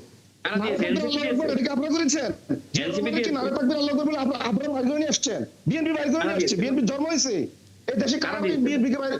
বিএনপি তো এদেশে একটা দল, যে দলটা হচ্ছে জনগণকে বিরোধী দল থাকতে তো উদ্ধার করে না। এত বাজে বিরোধী দল, এত দায়িত্বজ্ঞানহীন বিরোধী দল, তাদেরকে জনগণ উদ্ধার করা লাগে। যেমন জিয়া রহমানকে উদ্ধার করছে দেশে, খালেদা জিয়া 91 সালে উদ্ধার করেছে এবং 91-তে খালেদা জিয়াকে প্রধানমন্ত্রী কেন বানাইছে। উদ্ধার করলো? এবং- কেন? কেন? আপনিও তো ছিলেন, অমুক ছিল, মনোনয়ন তমুক ছিল। ঘটিয়ে কেন? বিএনপি এদেশের মানুষকে কেন জিয়াউর 17% নিপীড়ন রহমানকে করেছে উদ্ধার করলো? এবং কারণ জিয়াউর রহমান 76 জুলাই এদেশের স্বাধীনতার মানুষ ঘোষক। বিএনপিকে উদ্ধার করেছে। জিয়াউর রহমান স্বাধীনতার ঘোষক। বিএনপি আজকে যে যে বাংলাদেশে ফ্যাসিবাদী কথা আচরণ করছে, বলছেন, বিএনপি কে জিয়াউর এদেশের রহমানকে জনগণ আর উদ্ধার করবে না। কথা বলতে হবে। এই জিয়াউর বিএনপি রহমান স্বাধীনতার ঘোষণা না দিলে আজকে এই বাংলাদেশ পেতেন না। বুঝছেন কেন জিয়াউর রহমানকে মানুষ উদ্ধার করলো সেটা একটু বলেন। কারণ জিয়াউর রহমান এই দেশের স্বাধীনতাকে মানুষকে উপহার দিয়েছে। আওয়ামী লীগকে পুনর্বাসন করেছে। এই আওয়ামী লীগ জিয়াউর রহমানের কারণে পুনর্বাসিত হয়েছে। যে জিয়াউর রহমান ক্ষমতায় উঠছে, মার্শাল ল দিয়ে ক্ষমতায় এনজয় করেছে, নিজে শোনেন, দেশনেত্রী বেগম খালেদা জিয়াকে এদেশের জনগণ কেন উদ্ধার করলো? কারণ তিনি দেশের জন্য আন্দোলন করেছেন। ঐতিহাসিক দায় রয়েছে। আপনাদেরকে কেন উদ্ধার করে নাই? গোপালগঞ্জে গিয়েছিলেন, জনগণ কেন উদ্ধার করতে যায়নি? কেন সেনাবাহিনীর এপিসিতে করে আসতে হলো? জনগণ কেন উদ্ধার করলো না? কেন পুলিশের গাড়িতে আসতে হলো? বলেন আমাকে। কেন জনগণ আপনাকে উদ্ধার করে না? জনগণ কেন শহীদ প্রেসিডেন্ট জিয়াউর রহমানকে উদ্ধার করলো? কেন জনগণের কাজ হচ্ছে আপনাদের মতো উদ্ধার করলো? ভাই, বারবার উদ্ধার করা এবং আপনারা জনগণের বারবার আপনাদের উদ্ধার করে এটাকে আপনারা মনে করেন যে জনগণ আপনার সাথে আছে। তবে মনে রাখবেন না, আপনাদেরকে জনগণ উদ্ধার করা মানে কি? শিক্ষা দিচ্ছে। আমরা জনাব শিশির এবং একই সাথে রাশেদ খান একটু সময় চেয়ে নিচ্ছি বিরতির জন্য। আলোচনা বা তর্ক যুক্তি চলবেই, কিন্তু একটুখানি বিরতি নিচ্ছি। আমরা ফিরবো কিছুক্ষণের মধ্যেই। চিরকবি সুমন, আপনার মনে হয় প্রশ্ন আছে আমাদের? না, আমার দুই তরুণ নেতার কাছে আমার প্রশ্ন, আপনারা কি মনে করেন যে গণ অভ্যুত্থানের পরে এই আমাদের রাজনীতির প্যাটার্ন কি চেঞ্জ হয়েছে না আগের মতোই আছে? আগের মতো আমি একটু বলি। আগের থেকে খারাপ করার চিন্তা আছে। আপা আমাকে যদি সুযোগ দেন, আমি একটু বলতে চাই যে একজন একজন করে যদি বলেন। শিশির যেহেতু অনেক সময় বলেছে, আমি একটু বলার সুযোগ চাই। জি বলেন। আচ্ছা, আমাদের সাংবাদিক ভাই যে প্রশ্ন করলেন, দেখেন গণ অভ্যুত্থানের পরে অবশ্যই রাজনৈতিক পরিবর্তন দরকার ছিল। পরিবর্তন কেন হলো না? কারণ এনসিপি যে ধরনের রাজনীতি আসলে শুরু করলো, আমরা দেখেছি যে এনসিপির নেতা নাসিরউদ্দিন পাটোয়ারি তিনি জামাতকে বলেছিলেন যে জামাত স্বাধীনতা, সার্বভৌমত্ব এবং মানচিত্রের জন্য হুমকি, জামাত সংস্কার বিরোধী, জামাত ভণ্ডামি করছে, জামাতের নাম পরিবর্তন করা দরকার, জামাতের সাথে ইসলাম চায় না। এছাড়া নাহিদ ইসলাম কি বললো? নাহিদ ইসলাম বললো যাদের ৭১-এর দায় আছে আমরা তাদের সাথে যাব না। জামাত পিয়ারের নামে প্রতারণা করছে। আপনার হাসনাত আব্দুল্লাহ সে বললো জামাত ইসলাম কি ইসলামিক দল? এরকম হান্নান মাসুদ থেকে শুরু করে তাদের প্রত্যেক নেতা কিন্তু জামাতের বিরুদ্ধে বললো। সেই জামাতের সাথে তারা গেল, এখন বলছে যে জামাত নাকি সংস্কার চায়, এটা নাকি সংস্কারের জোট। অথচ এনসিপি বলেছিল যে জামাত কোনো সংস্কার চায় না, জামাত সংস্কারের নামে ভণ্ডামি করছে, প্রতারণা করছে। তাহলে আপনি কি বলবেন রাজনীতির কোনো পরিবর্তন হয়েছে? তার মানে আমাদের এই যে রাজনীতির শেষ কথা বলে কিছু নেই। আমরাও একসময়, জি শিশির কিছু বলছেন? না রাশিদ খান, আচ্ছা, তাহলে কি রাজনীতির শেষ কথা বলে কিছু নেই, সেটাই প্রমাণ হলো আবার। আচ্ছা, আমাদের এই তরুণ নেতারা তারা তো আসলে পরিবর্তন চেয়েছিল। তারা বলেছিল যে আমরা এককভাবে বাংলাদেশের সংস্কার, জুলাই সনদ বাস্তবায়ন, সেই কাজগুলো আমরা করব। দেখেন, তারা কিন্তু শুরুতে বিএনপির সাথে যেতে চেয়েছিল। বিএনপি তাদেরকে বলেছিল যে আমরা 4টি আসনের বেশি দিতে পারছি না, যে কারণে তারা বিএনপির সাথে না গিয়ে তারা এই জামাতের সাথে গেল। অথচ তারা আমাদেরকে বলেছিল যে ৭১-এর দায় যাদের আছে তাদের সাথে আমরা যাব না। দেখেন, গণ অধিকার পরিষদ, রাষ্ট্র সংস্কার আন্দোলন এবং আপনার এবি পার্টি সহ একসময় কিন্তু এনসিপি নেতৃবৃন্দ নির্বাচনের ঠিক আগে আমরা বসেছিলাম। সেখানে আপনার এই যে নাসিরউদ্দিন পাটোয়ারি কয়েকদিন আগে বললো যে আমি নাকি 18 সালে হাসিনার সাথে নাকি আপোষ করেছি, যে কারণে গণঅভ্যুত্থান হয়নি। অথচ দেখেন সেই সময় আমি রাশেদ খান বলেছিলাম যে এইটা কি তার বাপের রাষ্ট্র? তাহলে হাসিনার সাথে আমি আপোষ করলাম, সেই হাসিনাকে আমি বললাম যে এইটা কি তার বাপের রাষ্ট্র? আর এর প্রেক্ষিতে আমার নামে মামলা হলো শেখ হাসিনাকে কটূক্তি করার মামলা, যে মামলায় আমি 15 দিন রিমান্ডের নির্যাতনের শিকার হয়েছি। আমি শিশিরকে ধন্যবাদ জানাই যে আমার মুক্তির দাবিতে শিশির মাঠে নেমেছিল। নাহিদ ইসলাম নিজেও আমার মুক্তির দাবিতে রাজু ভাস্করদের স্লোগান দিয়েছে, আমার মার সাথে রাজপথে নেমেছে। এখন নাসিরউদ্দিন পাটোয়ারি সেই গণঅভ্যুত্থানের পরে বিপ্লবী হয়েছে, গালিগালাজ করে বিপ্লবী হয়েছে। সেই বিপ্লবী বলছে আমরা নাকি হাসিনার সাথে হাত মিলিয়েছিলাম। তাহলে রাজনীতি পরিবর্তন কেমনে হবে?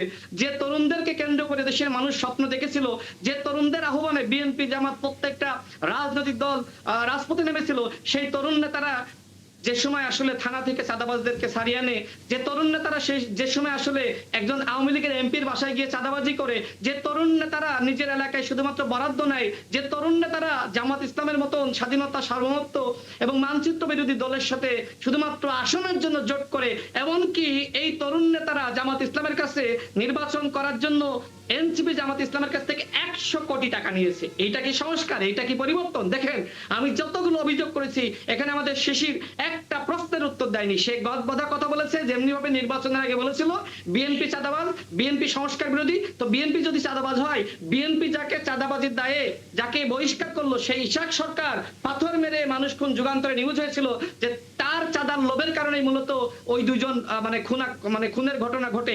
সেই ব্যক্তি কি এনসিপিতে যুক্ত হওয়ার পরে ফেরেস্তা হয়ে গেছে? আপনারা তো মিছিল করেছিলেন, আপনারাই তো প্রতিবাদ করেছিলেন। আজকে চাঁদাবাজদের পুনর্বাসন হয়েছে এনসিপি। নাহিদ ইসলাম যে সময় বলে ছাত্রলীগ যারা করেছে চাইলে এনসিপিতে যুক্ত হতে পারে, সেখানে তো আওয়ামী লীগের পুনর্বাসন হবে। আপনাদের নেতা তাহের ভাই কি বলেছে? আপনি তো কুমিল্লার সন্তান, কুমিল্লায় বলেছে মুজিব ভাই, যারা মুজিব ভাইকে ভোট দিয়েছেন, মুজিব ভাই আপনার লোকগুলোকে বলেন এইবার আমাকে ভোট দিতে। জামাত ইসলাম নির্বাচনের সময় কি করেছে? জামাত ইসলাম নির্বাচনের সময় মানুষের বাড়িতে বাড়িতে, মানে আওয়ামী লীগের বাড়িতে বাড়িতে গিয়ে বলেছে আমাদেরকে ভোট দাও, আমরা ক্ষমতায় আসলে তোমাদেরকে রক্ষা করব। এমনকি যে সময় আওয়ামী লীগের একজন নেতাকে ধরতে যাচ্ছে, জামাত ইসলাম ফোন করে বলেছে যে পুলিশ যাচ্ছে, মানে পুলিশ যাচ্ছে, আপনারা একটু সেভ হন।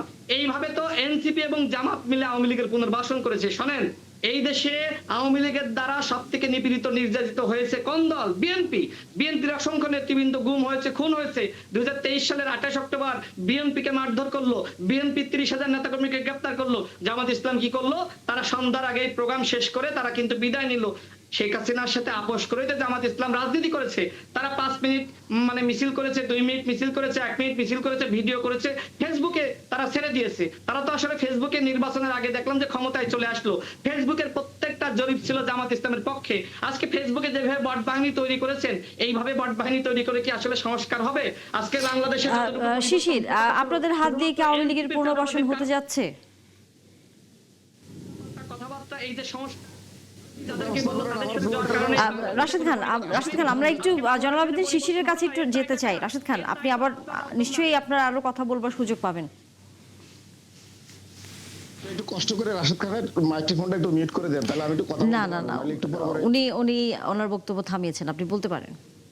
আচ্ছা, আপনি যেটা বললেন আওয়ামী লীগের পুনর্বাসন, যে ওইদের আমার বড় ভাই মানে নব্য বিএনপি শ্রদ্ধেয় রাশেদ ভাই যে বললেন যে শিশির, আপনি জামাতের কিন্তু ব্যাপারে। জাহাঙ্গীরনগর বিশ্ববিদ্যালয়ের শিবিরের সেক্রেটারি ছিলেন, এরপরে গণ অধিকার পরিষদ করেছেন, এরপরে আপনি এনসিপি তে গিয়েছেন। আপনি তো নব্য কি বলবো, নব্য এনসিপি বলবো নাকি নব্য গণ অধিকার পরিষদ বলবো? আপনি আপনি আপনি শিবিরের সেক্রেটারি থাকা অবস্থায় গণ অধিকার পরিষদের নেতা হয়েছিলেন, এইটা কি গুপ্ত রাজনীতি না? আমি কি শিশির বলেন। আমি কি বাংলাদেশের শিবিরের সেক্রেটারি ছিলাম না দক্ষিণ এশিয়া শিবিরের না, সভাপতি ছিলাম? আপনি তো জাহাঙ্গীরনগর বিশ্ববিদ্যালয়ের শিবিরের সেক্রেটারি ছিলেন না? জাহাঙ্গীরনগর ওই সময় আপনি শিবিরে গণ নাই, অধিকার আপনি পরিষদের সেক্রেটারি রাজনীতি পান কোত্থেকে? করেছেন পরিচয় প্রকাশ করে, আচ্ছা, আজকে আপনি আমাকে শুনেন, নব্য বিএনপি শুনেন, বলেন? আপনার মানে আমার সাথে প্রত্যেকটা যুক্তিতে, অভিযোগ, আমার সাথে আপনার তর্কে না পেরে আপনি অভিযোগ যে ব্যক্তিগত বাইরে আক্রমণ অভিযোগ, করছেন, তাই না? আপনি আপনি বিন্দু ব্যক্তিগত মাত্র প্রমাণ আক্রমণের করতে জায়গাটা কেন পারবেন না। আপনি আসলেন? যে অভিযোগ করেছেন আমার বিরুদ্ধে করেছেন, রাশেদ খান আসিফের বিরুদ্ধে করেছেন, না, নাহিদের আপনি কি বিরুদ্ধে করেছেন। জনগণটা দখল করেন না শিশির? জনগণটা হ্যাঁ, দখল করেন নাই বলেন? জনগণের আমি 1% মালিক না, জনগণের আমি শ্রম আইন অনুসারে চাকরি করি। আপনি মিথ্যাচার করছেন না, না, আপনি এবং যে পদে আপনি চাকরি একটা করেন, মিথ্যাবাদী। ওই পদে শুনুন, আমি চাকরি শেষ করার করি। যোগ্যতা কি আপনার আপনি আছে কিন্তু শিশির? আপনি বলেন, আপনি আমারে আপনি কথা বলেন বলতে দেন। একজন সাংবাদিক আপনি। আপনি কথা বলতে দেন। আপনি যদি প্রমাণ না করতে পারেন আমি জনগণের কোনো মালিকানায় আছি, কোনো শেয়ার হোল্ডারে আছি, তাহলে আপনি রাশেদ খান একটা আমি আপনি কি বলবো যে পদে আছেন বলেন শিশির? আপনার আপনি জনগণের বাপ কি মায়ের পদে কিন্তু আছেন আপনি বলেন? যদি সৎ সন্তান হয়ে থাকেন আপনি প্রমাণ করেন। আপনার বাপ মায়ের যদি আপনি সৎ সন্তান হয়ে থাকেন প্রমাণ করেন আমি জনগণের কোনো না, মালিকানা আপনি তো আছি, বাপ মার কোনো শেয়ার। সন্তান, আপনি তো আপনার বাপ মার জানার সন্তান না। করবেন, আমি আপনি বলছি, আজকে আমরা ব্যক্তিগত আক্রমণ না করি, আমরা ব্যক্তিগত আক্রমণ না করি। সময় দিলাম, আমি আপনাকে যত সুযোগ চান সময় চান দিলাম, আপনি শুধু প্রমাণ করবেন আমি জনগণের 1% মালিকানায় আছি। আমি জনগণের সময় মালিকানা না, অনুসারে আমি আপনি এখানে যে চাকরি পদে করি, গিয়েছেন, তার আগেও আমি এই চাকরি পদে তো করতাম। আপনি যেতে আমি পারেন না, সেই আমি যোগ্যতা তার আপনার আগেও হয়নি। চাকরি করতাম। আমি সাংবাদিকতা ডিপার্টমেন্টের স্টুডেন্ট, আমি বাংলাদেশে আজকে 9-10 বছর সাংবাদিকতা করি। আমি পেশাদার সাংবাদিক, এটাই আমার পেশা এবং আমার সবাই চিনে। আপনি যতই চেষ্টা করেন এখানে মিথ্যাচার করতে পারবেন না। এই যুগে এসে কেউ কারো দখলদার বলতে পারে না। শুনেন আরেকটা কথা বলি, আপনি বললেন জিয়া রহমানের কথা। এখন তো মানে জামাত রাজাকার হয়ে গেছে, সব রাজাকার। ওই জিয়াউর রহমানকে যখন 7 নভেম্বর নারে তাকবীর আল্লাহু আকবার বলে যারা বের করে আনছে মুসলিম লীগ আর জামাত নেতারাই তো, ওই সময় তো জাসদের নেতারাও নারে তাকবীর স্লোগান দেয় নাই। পরবর্তীতে কি হলো, জিয়াউর রহমান মুসলিম লীগ এবং জামাতের সাথে বেমানি করে আওয়ামী লীগ পুনর্বাসন করলো, আওয়ামী লীগের সংসদে বিরোধী দল বানাইলো। তারপরে খালেদা জিয়া 1991 সালে জামাতের সমর্থন ছাড়া খালেদা জিয়ার পক্ষে জীবনও প্রধানমন্ত্রী হওয়া সম্ভব হতো না। তখন তো জামাতের পায়ে ধরছিলেন প্রধানমন্ত্রী হওয়ার জন্য এবং জামাতের 18টা সিটের জন্য কেমন মিউ মিউ করছিলেন। এখন আপনারা খুব বড় ভাগ হয়ে গেছেন। আপনারা তখন জামাতের থেকে 18টা সিট নিয়ে প্রধানমন্ত্রী হলেন কেন? 2001 সালে জামাতের সাথে কেন জোট করলেন? তারেক রহমান তো তখন রাজনীতিতে প্রবেশ করে বিএনপি বড় নেতা। এখন এনসিপির সাথে জামাত জোট হয়ে গেছে, জামাতের অনেক মানে কিছু দেখেন, তখন দেখেন নাই। জামাতের সাথে যে এতদিন আন্দোলন করেছেন, সংগ্রাম করেছেন, তখন দেখেন নাই। জামাত এখন আপনাদের কাছে এনসিপির সাথে জামাত জোট হলে জামাত মানে আপনি এনসিপি দোষ করে ফেলছে এবং এনসিপি কেন ওদের সাথে গেল। আচ্ছা আমি আপনাদেরকে বলি, আপনাদের দলের শাহ আজিজ বিএনপির সিনিয়র ভাইস প্রেসিডেন্ট ছিলেন, একজন প্রখ্যাত রাজাকার, তাকে আপনারা দেশের প্রধানমন্ত্রী বানাইছেন। আরেকজন প্রখ্যাত রাজাকার হচ্ছে আব্দুর রহমান বিশ্বাস, যাকে আপনারা রাষ্ট্রপতি বানাইছেন। আপনারা তো বাংলাদেশের রাষ্ট্রপতি এবং প্রধানমন্ত্রী পর্যন্ত একজন রাজাকারকে বানাইছেন বিএনপি এবং দলীয় পদধারীকে রাজাকারকে, যারা একসময় মুসলিম লীগের নেতা ছিল এবং পাকিস্তান বন্দী ছিল। তারপরেও আপনারা আবার মুক্তিযুদ্ধের মানে কাঠ খেলতে যান। আর এটা তো অন্যদের জন্য, এটা আপনাদের জন্য না। কারণ বিএনপি হচ্ছে একটা নব্য মানে মুসলিম লীগ এবং এটা মুসলিম লীগের আপডেট ভার্সন। আপনারা কখনো দাবি করতে পারেন না আপনারা মুক্তিযুদ্ধ করছেন। বিএনপি দল হিসেবে মুক্তিযুদ্ধ কোনো তার অবদান নাই। এবং জিয়া রহমান একজন আপনি যদি আমাকে এলাও করেন, আপনি জনগণকে দখল করেছেন কি করেন না, আমি সেটা প্রমাণ দিই। মুক্তিযুদ্ধের না, মুক্তিযুদ্ধ একটা আমি কি যুদ্ধ। প্রমাণ দিব আপনাকে? আপনি জনগণটা দখল করেছেন কি করেন নাই প্রমাণ দিব? এলাও করবেন আমাকে? আপনার থেকে আরো বড় বড় যত লোক নিয়ে আসেন আপনি প্রমাণ করবেন আমি 1% মালিকানা আছি। আমি 1% মালিকানা আছি। আচ্ছা, আমি তাহলে একটু বলি শিশির, আপনি যদি আমাকে সুযোগ দেন বলবো আমি। আপনি শুনেন, আপনাকে আমি যত সুযোগই দিই আপনি শুধু মিথ্যাচার করবেন। আপনি বলছেন না, না আমি একটু বলি শিশির বলি, অথচ আপনাদের সরকার বলেছে জনগণকে যারা মালিক তারা কি আপনাদের বিরুদ্ধে অভিযোগ করে নাই যে আপনারা জনগণকে দখল করেছেন? প্রত্যেকটা মালিক জনগণের মালিক অভিযোগ করে নাই আপনারা জনগণকে দখল করেছেন। আপনি একজন সাধারণ সাংবাদিক থেকে আপনি কিভাবে জনগণকে পত্রিকা প্ল্যানিং এডিটর হলেন? বলেন কিভাবে প্ল্যানিং এডিটর হলেন? এডিটর হওয়ার যোগ্যতা আপনার হয়েছে? আপনি কি এত বড় সাংবাদিক হয়েছেন? আপনি তো জনগণকে অবশ্যই দখল করেছেন। মালিকানা নেন ঠিক আছে, কিন্তু মালিকদের কাছ থেকে আপনারা কয়েকজন সাংবাদিক মিলে আপনারা জনগণকে কেড়ে শ্রমিক নিয়েছেন। আন্দোলনে মালিক বলে যে আমার প্রতিষ্ঠান দখল করছে, ভাঙচুর করছে। কারণ মালিক তার শ্রমিকদের বেতন না দিয়ে, সুযোগ সুবিধা না দিয়ে, টাকা মেরে দিয়ে ধান্দা। এটা বাংলাদেশে নতুন না। আপনি যে মালিক পক্ষের কথা বলতেছেন, এই মালিক পক্ষ বিগত 15 বছর ধরে প্রত্যেকটা আন্দোলনের সময় বলছে যে এই জনগণ সাংবাদিকেরা আমার প্রতিষ্ঠান দখল করে নিয়ে আসছে। এটা শুধু একা না। এবং এই মালিকদের আপনি বিগত 15 বছর ধরে দেখবেন যে তাদের বিরুদ্ধে আন্দোলন হচ্ছে। আমি তো মাত্র 6 মাস হয়েছে, 1 বছর হয়েছে গেলাম। আপনি যে এই রেফারেন্স দিচ্ছেন মালিকদের, তাহলে আমি আপনার রেফারেন্স দিই। বাংলাদেশের যত গার্মেন্টস শ্রমিক মালিকেরা, গার্মেন্টস শ্রমিকদের বিরুদ্ধে আন্দোলন হচ্ছে, জনকণ্ঠের শোনেন, তারা তো দখল প্রতিষ্ঠান দখল করছে। সম্পাদক আপনি কি প্রমাণ করতে পারবেন বাংলাদেশে কোনো গার্মেন্টস শ্রমিকরা বা কোনো শ্রমিক তিনি পক্ষ কিন্তু কোনো ফ্যাক্টরি দখল এই করছে? জনকণ্ঠ আপনি সহ আপনারা কয়েকজন মালিকরা যে দখল অভিযোগ করেছেন, করবে, এই অভিযোগ তিনি কিন্তু এই অভিযোগ করেছেন। না, আপনি অভিযোগ, আপনি নিজে তো একটা মিথ্যাচার করছেন। আপনি এখন বলছেন অভিযোগ, আবার বলতেছেন এই দখল যে করছি। আপনি দেখেন, শিওর হন? এই যে নিউজ দেখেন, এই যে শিওর হন? নিউজ আপনি দেখেন, এটা এই যে কি জনকণ্ঠ, অভিযোগ? এই যে এটা এই যে দেখেন, জনগণের মালিকের অভিযোগ business নাকি এটা standard, সত্যতা? আপনি আমাকে আপনি যে বলেন। পত্রিকার সাংবাদিক আপনি ছিলেন, জনগণের সেই মালিকের ভিডিওতেই অভিযোগ সংবাদ প্রকাশ এবং করেছে যে আপনার আপনি অভিযোগ নাকি এটা জনকণ্ঠ সত্যতা? আমার দখল এটা বলেন। করেছেন, এমনকি আপনি মালিক বলেন এটা- পক্ষকে আপনারা অবাঞ্ছিত করেছেন। আপনি কেন? কি এটা কি অভিযোগ না সত্যতা? আইন আমার নাই, বলেন। আদালত নাই, বাংলাদেশে আইন নাই, আদালত নাই। যদি কোনো সাংবাদিকের বেতন না দিয়ে থাকে, আইন আছে, বাংলাদেশের আদালত আছে, শ্রমিকেরা, মামলা করবে। বাংলাদেশের আপনি শ্রমিকেরা, কিভাবে সাংবাদিকেরা planning রাস্তায় করবেন? বলেন দাঁড়াতে আমাকে, পারবে না। আপনি যদি জনগণের দখল না করেন, সাধারণ একজন সাংবাদিক থেকে মাথা নিয়ে আপনি বাংলাদেশের কি মানুষ প্ল্যানিং এডিটর হতে সমাধান পারেন? করে না। যে যোগ্যতা দরকার ছিল সেই যোগ্যতা কি আপনি অর্জন করেছেন? বলেন আমাকে। আপনি তো আমার শুনুন, আমি আপনাকে বলি, যোগ্যতার অযোগ্যতার কথা যদি বলেন, আমি সাংবাদিকতার উপরে অনার্স মাস্টার্স করা, আমি বাংলাদেশে ভালো ভালো মিডিয়া জব করেছি। এখন আপনি আবার বলেন, আপনার মতো রাশেদ খান কি আমার যোগ্যতা সার্টিফিকেট আপনার থেকে নিতে হবে? না, সার্টিফিকেট আপনি দেন। আপনি কোন যোগ্যতা সম্পন্ন লোক হয়েছেন ভাই? আপনি মানুষের যোগ্যতা নিয়ে কথা বলেন। আপনি আপনার একটা যোগ্যতা বলেন। আপনি বলেন সোশ্যাল মিডিয়া মিথ্যাচার ছাড়া এবং বিএনপির সিনিয়র নেতাদের গেটু পুত্রের ভূমিকা পালন করা ছাড়া আপনার কি যোগ্যতা আছে এটা বলেন। আপনি তো বিএনপির সিনিয়র নেতাদের গেটু পুত্র এবং আপনি তো হচ্ছে যে কোনো আন্দোলন হতো আপনি আন্দোলন বিক্রি করে দিতেন সরকারি এজেন্সির কাছে, এবং আপনার ইতিহাস হচ্ছে এজেন্সির কাছে আন্দোলন বিক্রি করে দেয়া, এবং আপনি কোনো সময় এজেন্সির কাছে আন্দোলন বিক্রি করা ছাড়া আপনার কোনো ভালো কোনো সুগুণ নাই।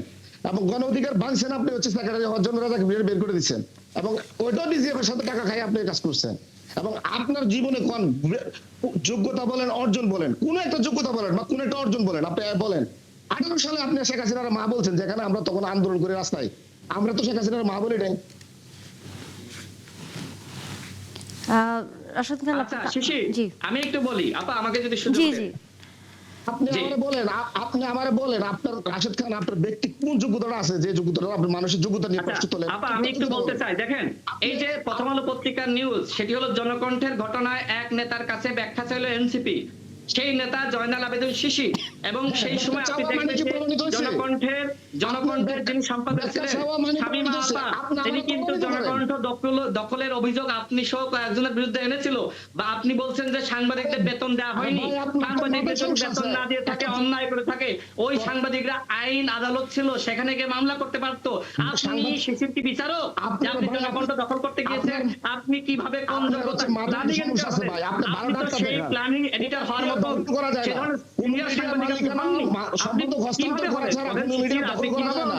আপনি অবশ্যই জনকণ্ঠ দখল করেছেন, এইভাবে মাপ করে আপনারা বিভিন্ন প্রতিষ্ঠান দখল করেছেন। এইটা কি সংস্কার রাজনীতি? এই রাজনীতির জন্য কি এত মানুষ জীবন দিল? আপনি ভালো একজন ডাক্তার দেখান, কোন প্রতিষ্ঠান দখল করে না, কোন সাংবাদিকরা কোন দখল, আপনার ভালো ডাক্তার দেখান দরকার, এবং আপনার ডাক্তার আমি দিব। প্রথম আলো পত্রিকার নিউজটা না, এইটা দিয়ে এনসিপি যে আপনাকে কারণ দর্শায় নোটিশ দিয়েছিল, আপনি জানতেন? এনসিপি প্রমাণ করছে যে আমি এটা দখল করছি। এনসিপি না, পৃথিবীর কোন আইনবিদ কেন দিল এটা? এনসিপি তাহলে এই নোটিশটা কেন দিল? কেন দিল এটা এনসিপি? কেন দিল? এখানে শ্রমিক আন্দোলন করতে গেলে শ্রমিকরা মালিক পক্ষকে অবরোধ করবে, মালিকের কারখানা ঘেরাও করবে, এবং মালিককে বাধ্য করবে টাকা দেওয়ার জন্য, শ্রমিকদের পাওনা বুঝিয়ে দেওয়ার জন্য। এটাই শ্রমিক আন্দোলন। এর জন্য যত অভিবাদ দেন আপনারা, কোনো কিছু আমরা করি না। জনকণ্ঠ পত্রিকা আমরা শ্রমিক ছিলেন না, সাংবাদিক ছিলেন না, আপনি কেন অন্য পত্রিকা ছেড়ে এসে আপনি কেন জনকণ্ঠ পত্রিকার প্ল্যানিং এডিটর হলেন? আপনি তো কিছু ছিলেন না জনকণ্ঠ, কিছু ছিলেন বলেন? আমি আপনাকে বলি, শুনেন, আপনার মতো এরকম অসুস্থ লোক যারা শ্রম আইন বোঝেন না, আমি যে কোনো প্রাইভেট প্রতিষ্ঠানে আমি আপনি সুস্থ লোক? আপনি অসুস্থ লোক, আমি নিশ্চিত। আপনি যদি প্রমাণ করতে চান, আমি আপনাকে বলবো সত্যি, আপনি চিকিৎসা করেন, আমি ধরে নিলাম আমি অসুস্থ লোক। এবার আমি যে অভিযোগগুলো আনলাম এইগুলোর উত্তর দেন। বাংলাদেশের সাংবাদিকরা এক হাউস থেকে আরেক হাউসে চাকরি উৎপাদন করেন। আপনি যেহেতু বলতেছেন মিডিয়ার সামনে সব সাংবাদিকরা শুনতেছে, হাসতেছে। আচ্ছা শিশির, আপনি বলেন, সব সাংবাদিকরা হাউস জামাতের আমির এনসিপির যে মুখপাত্র আসিফ মাহমুদ, তাকে যে আসন ছাড়ে না, এটা কি মিথ্যা? আপনার মতো অসুস্থ লোক থেকে না, তাকে যে আসন ছাড়ে না, এটা কি মিথ্যা? এটা কি মিথ্যা? এখন ওই জায়গায় যাচ্ছেন কেন? আপনারা বলছেন আমি দখল করছি, এটা প্রমাণ করেন না। আন্দান বছর থানা থেকে চাঁদাবাজদেরকে ছাড়িয়ে আনে না, এটা কি মিথ্যা? আপনি কোন লিগ্যাল হয়নি? আমি জনগণের বিভিন্ন 100% নেতারা দখল কি করছি। বিভিন্ন বন্দরের উপদেষ্টা হয়নি? শোনেন, আমি আপনারা শুধু দখলের কথা বলেন, কি দখল? বিভিন্ন প্রতিষ্ঠান দখল, শুনেন, মানে বিভিন্ন প্রতিষ্ঠান দখল, আপনার হাট দখল, বাজার দখল, বন্দর দখলের কথা আপনারা কেন বলেন না? বলেন বাংলাদেশের তো। সমস্ত কেন? হাট ঘাট বন্দরে মাঠ কি ছিল গরু বলেন হাট তো? থেকে শুরু বন্দরে করে কি ছিল? সবকিছু আপনারা দখল করছেন। এই দখল করতে গিয়ে দলীয় কোন দলের 200 নেতা কর্মীরা মব করে খুন করে ফেলছেন, এবং আপনারা এক গ্রুপ আরেক গ্রুপের বিরুদ্ধে আজরাইল শোনেন, পালন করছেন। শোনেন, আপনারা আপনারা যা শুরু করেছিলেন, দলের নেতা ওই যে কর্মীদের জান নেপালে কবজ করেন। গণঅভ্যুত্থানের পরে, নেপালে গণঅভ্যুত্থানের পরে আপনাদের নেতাদের তরুণরা ক্ষমতায় জান আসলো, কবজ করেন। আপনারা কেন এক ক্ষমতায় গ্রুপ আসতে আরেক পারবেন না? গ্রুপের কারণ জান কবজ আপনারা করেন। যেভাবে চাঁদাবাজি আপনারা শুরু যুগে করেছিলেন, দলীয় এই যে আজরাইল, ডক্টর মোহাম্মদ ইউনূস আপনারা এই 5 বছর আজরাইলের ক্ষমতায় ভূমিকায় থাকুক, বাংলাদেশের স্লোগান একমাত্র শুরু করে আমরা দিলেন। আসলে আলোচনাটা অনেকটা ব্যক্তিগত জায়গায় চলে যাচ্ছে বারবার, একজন আরেকজনকে আমরা ব্যক্তিগত আক্রমণ করে ফেলছি, যদিও রাজনীতির আলোচনাটা হতে পারলে হয়তো ভালো হতো। আজকে আর আসলে আলোচনা করবার সুযোগ একেবারেই নেই। রাশেদ খান ধন্যবাদ, জয়নুল আবেদিন শিশির আপনাকেও ধন্যবাদ। হয়তো আগামীতে রাজনীতি নিয়ে আমরা আলোচনা করতে চাই, কারণ আপনারা রাজনীতি দলে নেতৃত্ব দেন, আপনাদের কাছ থেকে আসলে আমরা এইরকম ব্যক্তিগত আক্রমণ আসলে গণঅভ্যুত্থান পরবর্তী আমরা বেশ কিছু ভোকাল পেয়েছি যারা মোটামুটি কথাবার্তা বাগ্মিতা আছে। আমরা দেশের বাইরের খবর নিয়ে আলোচনা করতে চাই এবং যুদ্ধ নিয়ে আলোচনা করতে চাই, কারণ যুদ্ধের কারণে এরই মধ্যে আমাদের তো জ্বালানি তেলের আবারও দাম বাড়তে হয়েছে, এটা আমরা শুরুতেই আলোচনা করছিলাম।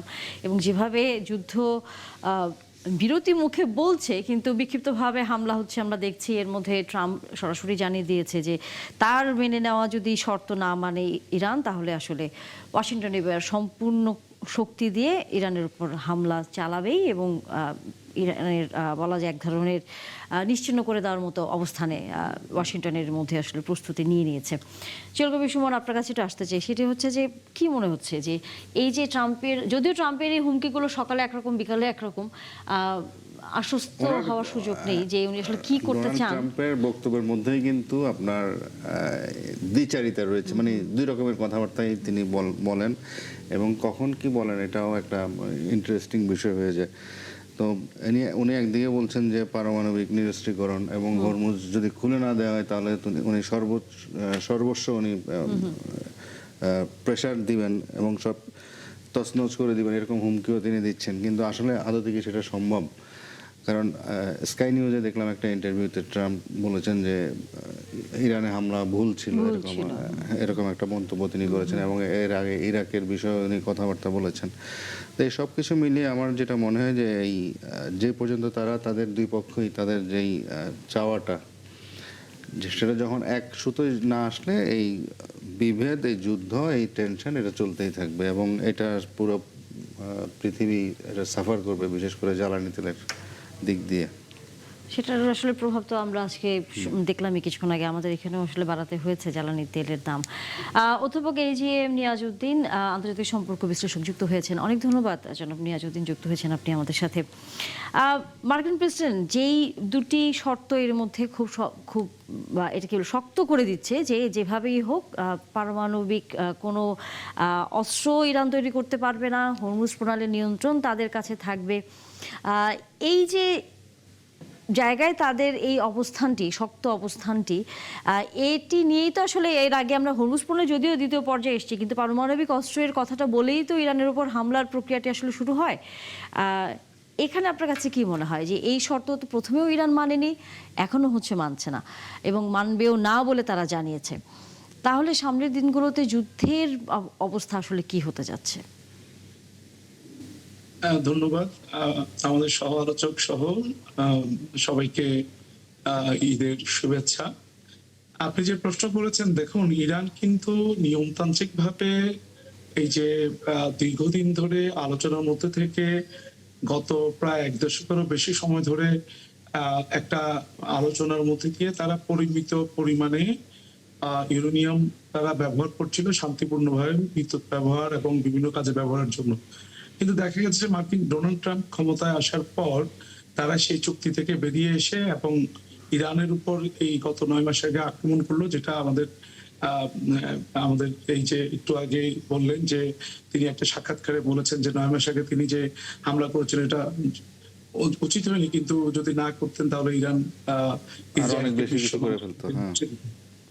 এখন আমাদের এই যে ইরান সম্পর্কে মার্কিন যুক্তরাষ্ট্রের যে বর্তমান যে অবস্থান, এটা কিন্তু মার্কিন যুক্তরাষ্ট্রের গত প্রায় বেশ কিছুদিন আগের যে অবস্থান সেটা থেকে অনেক অ্যাগ্রেসিভ।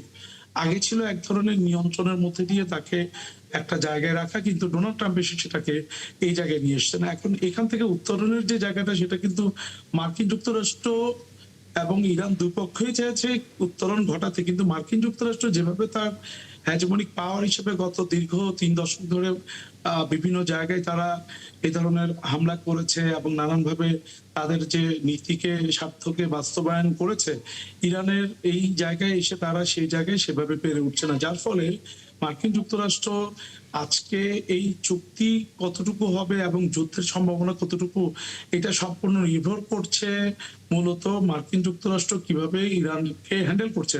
ইরান কিন্তু তার যে অবস্থান, তারা কিন্তু সেটা পরিবর্তন করেনি কখনো। তারা চুক্তি থেকেও তারা সে শুরু থেকেই তারা বের হয়ে আসেনি। তারা তারা বর্তমানেও তারা এই চুক্তির ব্যাপারে তারা আলোচনার মধ্যে আছে এবং তারা মনে করে যে তাদের যে এই চুক্তির মাধ্যমে তারা যে দীর্ঘদিনের আটকে থাকা প্রায় $1200 কোটি বেশি তারা জব্দকৃত টাকা ফেরত পাবে। অর্থাৎ তারা তাদের অবস্থানটাকে তারা পরিষ্কার করেছে এবং যে পয়েন্টগুলোতে আমরা এই আলোচনায় এসে আটকে গেছে সেটা কিন্তু খুবই সেন্সিটিভ। আমেরিকার যে আধিপত্য, হেজিমনিক যে তাদের একটা এই যে ডিজায়ার, সেটাকে তারা ইরান চ্যালেঞ্জ করেছে খুব শক্তভাবে। এক তো আপনি যেটা বললেন ইউরেনিয়ামের উপর নিয়ন্ত্রণ, সেটা তারা কখনোই ছাড়ছে না এবং তারা সেটার উপর নিয়ন্ত্রণ তারা প্রতিষ্ঠা রাখতে চায়। আর হরমুজের উপর যে নিয়ন্ত্রণ, সেটা কিন্তু তারা নতুন করে এই নিয়ন্ত্রণের বিষয়ে তাদের যে পরিকল্পনা সেটাকে তারা করছে। এই যেটা নতুন যুদ্ধের কারণে তো আপনি হরমুজের কথা বলছিলেন, এই যুদ্ধের কারণে তো আমরা যতটুকু বিভিন্ন গণমাধ্যমে দেখছি যে মার্কিন যুক্তরাষ্ট্রেও তো আসলে তেলের দাম বেড়েছে এবং তারাও একটা অর্থনৈতিক চাপের মধ্যে পড়তে যাচ্ছে বা পড়েছে, যদিও এখনো অতভাবে প্রকাশিত হয়নি, কিন্তু বিক্ষিপ্তভাবে নানা জায়গায় তাদেরই গণমাধ্যমগুলো বলছে যে এখন এই জিনিসপত্রের ওদের দেশে দাম বেড়ে গেছে, তেলের যে খরচ সেটি ওখানে সাধারণ মানুষ যারা তারা আসলে সেটি কুলাতে পারছে না। সামনের দিনে যদি হরমুজ প্রণালী পুরোপুরি এরকম মার্কিন যুক্তরাষ্ট্র যদিও বলছে তাদের নিয়ন্ত্রণে রাখা হয়েছে, কিন্তু ইরান তো বলছে যে না, এটা তারাই এখনো নিয়ন্ত্রণ করতে পারছে, কারণ বিভিন্ন দেশ থেকে জাহাজ সেখানে ভিড়ছে, আবার সেখানেও আমরা দেখছি যে মার্কিন জাহাজগুলো আবার অন্য দেশের জাহাজগুলোর উপর অ্যাটাকও করছে। এই বাস্তবতায় সামনের দিনগুলোতে জ্বালানির যে সংকটটা আছে এখনই, আরও তো বোধহয় প্রকট হবে।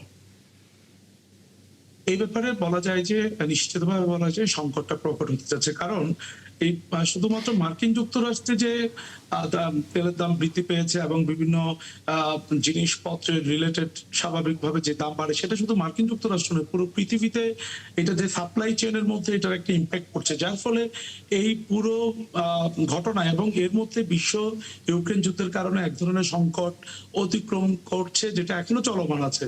এখন ইরান হরমুজের যে সংকট মার্কিন যুক্তরাষ্ট্রের নেতৃত্বে যেটা চলছে, সেটা কিন্তু বাড়তি চাপ তৈরি করছে এবং এর ফলে পুরো বিশ্বের এই যে ইরানও তো অর্থনৈতিকভাবে কিছুটা কি দুর্বল হয়েছে, এই ক্ষয়ক্ষতি তো হয়েছে তাদের দেশে, সেটিও তো এক ধরনের অপেক্ষা রাখে না যে ইরানের শুধু অর্থনীতি না, ইরানের রাজনৈতিক নেতৃত্বকে হত্যা করা হয়েছে, সামরিক নেতৃত্বকে হত্যা করেছে। ইরান কিন্তু অনেকটা পর্যুদস্ত হয়েছে, তার নেতৃত্বকে তারা, যেটা ডোনাল্ড ট্রাম্প বলেছেন, তাদের যে অ্যান্টি আমেরিকান যারা খুব বেশি হার্ডলাইনার ছিল তাদেরকে তারা হত্যা করেছে এবং সেটা দীর্ঘদিন ধরে করে আসছে এবং অর্থনৈতিক অবরোধ তাদের দীর্ঘদিন ধরে আছে। ইরান কিন্তু এই অবরোধের অবস্থার মধ্যে দিয়ে ইরান কিন্তু একটা ক্রান্তিকাল অতিক্রম করছে, যার ফলে ইরানের জন্য চ্যালেঞ্জ তো অবশ্যই আছে, অভ্যন্তরীণ চ্যালেঞ্জ আছে, কিন্তু সে তার তেল দিয়ে এবং তার রাশিয়ার মতো তার ক্রেতা আছে, আরো কিছু তার যারা ক্রেতা আছে, চীন তার ক্রেতা, এই ক্রেতাদেরকে ধরে রেখে সে তার অর্থনীতিকে সামাল দিচ্ছে। কিন্তু বাস্তবে হরমুজ চুক্তি এভাবে বন্ধ থাকে দীর্ঘদিন এবং তার জাহাজও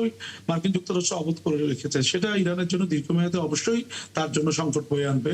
সুতরাং এটা কোনোভাবেই ইরানের জন্য সুখকর না, মার্কিন যুক্তরাষ্ট্রের সুখকর না এবং পুরো বিশ্বের জন্য বর্তমান বাস্তবতা। এবং আমরাও বাংলাদেশ আজকে এই যে আজকেও তেলের দাম যেটা বাড়াতে হলো, এটা মূলত এই ইরান যুদ্ধের কারণে তেলের যে বাড়তি দাম, সেগুলো একটা পারস্পরিক ক্রিয়া প্রতিক্রিয়ার প্রতিফলন আমরা দেখতে পাচ্ছি। সুতরাং এই সংকট থেকে বেরোয় আসা এটা একটা কঠিন বিষয়। কিন্তু সেই সংকট থেকে আসলে বের হয়ে আসার কোনো পন্থা বিশ্ববাসী তো পাচ্ছে না। জলবায়ু বিষয় সেটি হচ্ছে, আমরা দেখেছি এর আগে রাশিয়া এবং চীনের মধ্যে বৈঠক হয়েছে, মার্কিন যুক্তরাষ্ট্রও সেখানে বৈঠক করেছে চীনের সাথে। কি মনে হয় আপনার কাছে যে চীন এবং রাশিয়া তো আসলে ইরানের মিত্র, কিন্তু তাদের যে ভূমিকা এই যুদ্ধকে কেন্দ্র করে? এখানে আসলে আমার যেটা মনে হয় যে সব দেশেই তার যেই দেশের যে স্বার্থ, তাদের যে নিজস্ব, ইরান যেমন তার জাতীয়তাবাদটাকে সে কখনোই অন্য বিশেষ করে পরাশক্তি আধিপত্যবাদী শক্তির কাছে সে নতি স্বীকার করবে না, সেটা সে ধরে নিয়েছে। আবার আমেরিকা হচ্ছে সে ওই দুইটা কাজ সে করবে, সে পারমাণবিক নিরস্ত্রীকরণ এবং হরমুজের যে বিষয়টা, এগুলোতে সে চাপ ক্রমাগত করবে। আবার চীন আর রাশিয়া তারাও অবজার্ভ করছে, তাদেরও জ্বালানির যেই চেইনটা সেটাও যেন ঠিকঠাক থাকে। আবার এদিকে আমেরিকার সাথে চূড়ান্ত সম্পর্ক হয়তো সেভাবে সে নষ্ট করবেও না। সবকিছু মিলে সবাই ব্যালেন্সিং একটা গেম চলছে। সেই ব্যালেন্সিং গেমের মধ্যে পড়ে আসলে আমাদের মতো দেশগুলো নানা ধরনের আসলে আমরা আসলে ইমব্যালেন্সের মধ্যে পড়ে গেছি, এবং সামনের দিনগুলোতে নিশ্চয়ই আসলে এইটি কাটিয়ে ওঠার পরিস্থিতি তৈরি হবে, বিশ্ববাসী শান্তিতে থাকতে পারবে, আমরা সেই প্রত্যাশা রাখতে চাই। ধন্যবাদ নিয়াজউদ্দিন আমাদের সাথে যুক্ত হয়েছেন। আগামীতে আবারও নিশ্চয়ই কথা হবে। একই সাথে ধন্যবাদ জিয়াউল কবির সুমন আপনাকেও। দর্শক, আপনারা এতক্ষণ ছিলেন জার্নালে, দেখা হবে আবার।